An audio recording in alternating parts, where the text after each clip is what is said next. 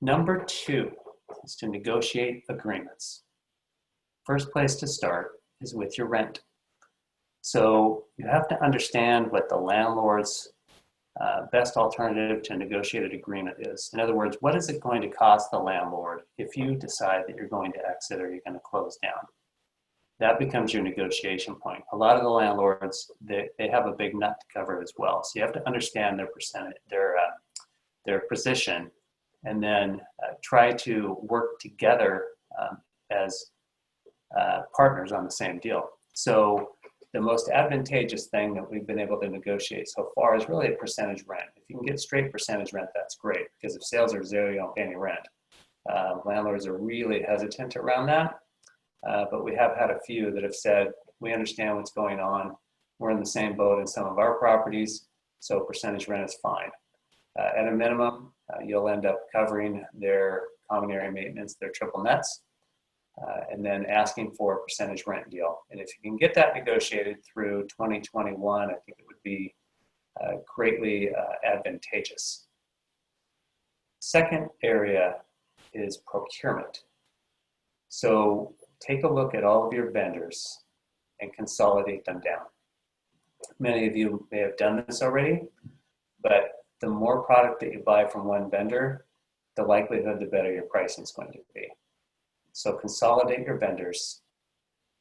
Look at your third-party delivery fees, because those need to be negotiated down. As their volume goes up, you'll get more leverage with them and an opportunity to negotiate those third-party delivery fees. The last thing is, don't forget about your vendors. Don't forget about payment plans with them. So while you consolidate and may move away from certain vendors, you did incur those costs, and you do need to end up paying those off. And that's one of the reasons that I like the SBA loans, is that it gives you a little more freedom to pay those, especially the EIDL loan.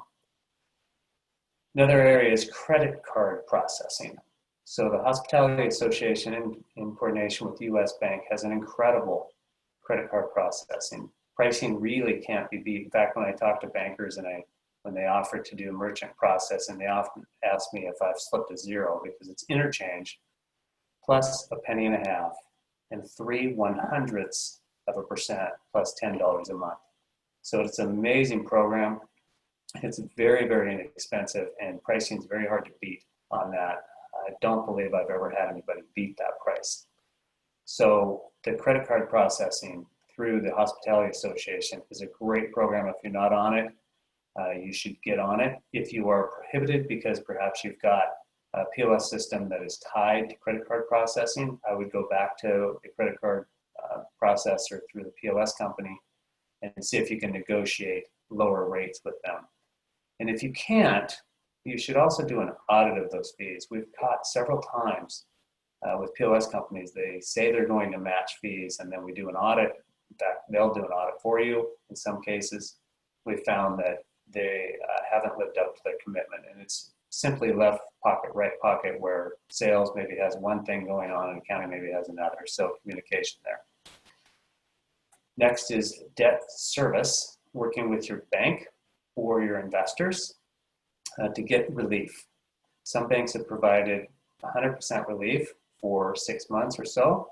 It's time to go back to them and start working on at least the next 3 months, as well as forbearance. So forbearance is primarily relief of the principal, and you continue to pay the interest. It's a very beneficial thing if you can work with your lender. And oftentimes they'll add it to the back of the loan, and that's the preferable side. Obviously, if they just let you out of it is the best case, but if they add it to the back, there's no punitive penalty in the recovery period. I've seen some deals by banks where they would say, we're going to give you 6 months of relief, but we're going to amortize those over 2021, or we're going to re-amortize it over the rest of the loan. Preferably just stretch that loan out a little bit, but there needs to be some adjustment in working with the banks. The last piece is on insurance. So make sure you understand what's needed on insurance. You have had sales that have been declining, and you have employees, smaller workforce. So both of those need to be adjusted in your insurance rates. And most policies will allow you to do that pretty much at any time, at a minimum every quarter. So make sure you're meeting with your broker and discussing insurance and making adjustments to those to reduce your premiums. But I will tell you, we are seeing a big uptick in rates considering any kind of employees. So we're starting to see a lot of lawsuits around employees. Some new legislation that's coming out is trying to protect the businesses from lawsuits, because we really can't track where where people got sick.